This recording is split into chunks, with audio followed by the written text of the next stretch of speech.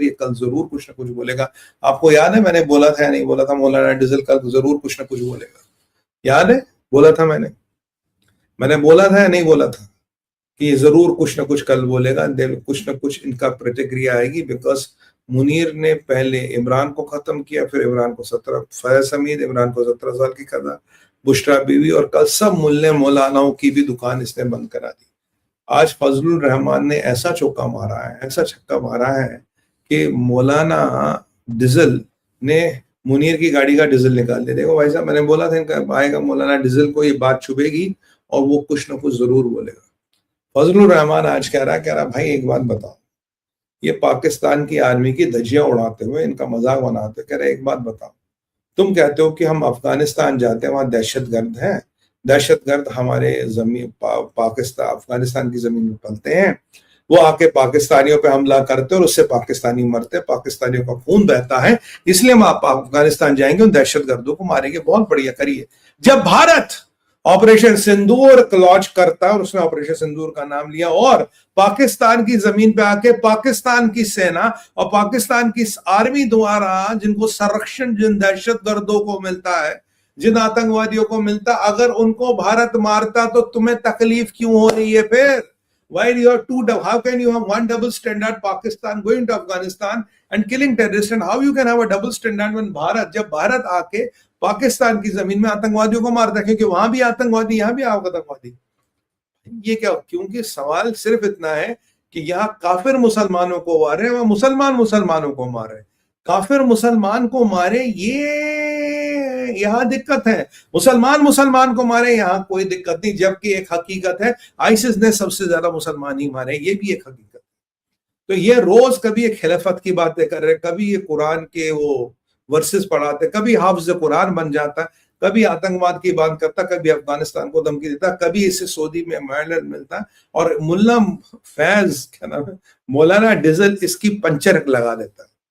भाई पंचर वालों के खानदान का ही तो है मुनीर पंचर, तो इसके बाप दादा पंचर ही तो लगाते होंगे कहीं ना कहीं, और क्या करेंगे? तो पंचर वालों के खानदान को मौलाना डिजिल ने इसकी वो फटफटी आज पंक्चर कर दिया। बताओ क्या बोल रहे हो? वैसे काफी लोग ये भी कह रहे हैं भाई तूने मुनीर कल कहा था अल्लाह हमारी मदद करता है, ऑपरेशन सिंदूर में ऐसा किया, मैंने सुना, मैंने देखा, मैंने फील किया, पर एक बार बताओ जब अफगानिया में ठोक रहे थे तब अल्लाह ने मदद नहीं की? मैं कहा यार मुसलमान मुसलमान को मारा था, अल्लाह कैसे मदद करेंगे? वहां तो काफिरों के अगेंस्ट जो जंग चल रहा था ना, तो मतलब टेक्निकल पॉइंट वही, अगर मुसलमान मुसलमान के साथ जंग करते मरे तो जन्नत भी नसीब नहीं होगी, तो जन्नत नसीब नहीं होगी तो अल्लाह को हेल्प नहीं करते किसी की। वेरी गुड, नया लॉजिक है। तो अगर हम भारतीय मुसलमान सिपाहियों को आगे रखे तो मतलब अल्लाह तुम्हारी कोई मदद नहीं करेगा। मतलब क्या भाई साहब, ये मुनीर भी ना, बाय गॉड, अगर ये कहानी पे लिखने को आ जाए, सलीम जावेद की छुट्टी कर दे boss. Number one story teller. पर मुनीर, ये तो तेरा मौलाना डिजिल कह रहा, फजलुर रहमान, इसका जवाब तो दे। कह रहा यार कि वहां जाके तुम मारते हो ठीक है, उन्होंने यहाँ आके मार दिया गलत है। भाई हमने ऑपरेशन सिंदूर में तुम्हारे जहादी तो मारे थे। तो मुनीर मियां क्या हो गया? कौन सा सांप सूंघ गया? अमेरिका से कितने पैसे लिए, कितनी लाशें बेच आए हो? मैंने तो ये भी सुना लाश बेचने के भी पैसे मिलते हैं, अगर कैजुअलिटी हुई इतना देना पड़ेगा। तो कई बार मुनीर खुश होता है, 30-40 मरे, एक का इतना, 40 का इतना, चलो इतना आएगा। मौत के सौदागर हो, कफन चोर हो, लाशों का सौदा करने वाला मुल्क है पाकिस्तान। यह हकीकत, this is the reality of life, we can not go away from it.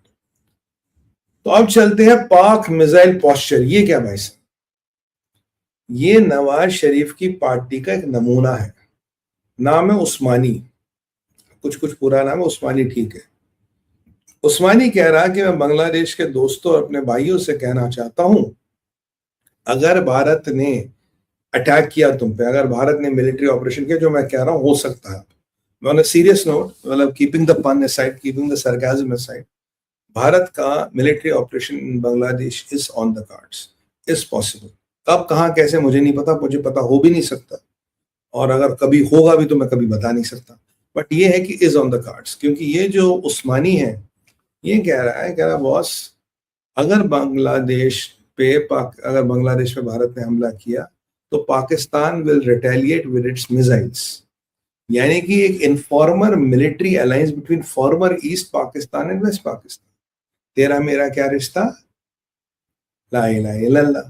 तो ये सोची समझिया एक इंजीनियर लीक है, एक इंजीनियर मैसेजिंग की गई है। ये नवाज शरीफ की पार्टी का लीडर है, कहते ठीक ठाक लीडर उस्मानी, और ये देख रहा है कि इसका रिएक्शन इंडिया में क्या आएगा, इसका रिएक्शन बांग्लादेश में आएगा, इंडियन इसको कैसे देखेंगे, बांग्लादेश इसको कैसे देखेगा, या is it a formation of a new military alliance within Bangladesh also joins Pakistan?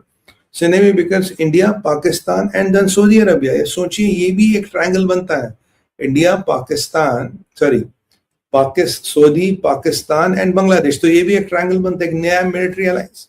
तो आपको क्या लगता है, this thing is out of loop? No, this is hinting of a new military alliance और a new military arrangement which is possible in the near future. अगर ये military arrangement होता है, मेरा ये मानना है कि भारत के लिए ठीक नहीं होगा, it is not good for the Bharat. और भारत ऐसा नहीं, भारत इसका जवाब नहीं दे सकता, भारत हर चुनौती का जवाब देने के लिए तैयार है, हमारी सेना पूरी सक्षम है। पर आप देखिए धीरे धीरे धीरे धीरे इस्लामिक कंट्री जुड़ रही है, और जब मैंने आपको कहा था चाइना आपके खिलाफ 12 से 13 इस्लामिक कंट्रियों को जोड़ रहा है और वो एक नए हमले की तैयारी कर रहे हैं, ये एक मुझे कुछ ना कुछ इसमें बनता नजर आ रहा है। जो उस्मानी का स्टेटमेंट है, यू माइट टेल हिम कि he is a idiot which he is, but ultimately ये जो स्टेटमेंट दे रहा है ये कुछ ना कुछ जरूर बताता है। ये मिलिट्री अलायंस की बातें हो रही है, टेस्ट इन द वाटर्स हो रहे हैं, भारत का रिएक्शन देखेंगे, पाकिस्तान का रिएक्शन देखेंगे, मुल्ला मुनीर का रिएक्शन देखेंगे, और there might be a real scenario where there can be some kind of arrangement. अगर आपने बांग्लादेश को ठोका,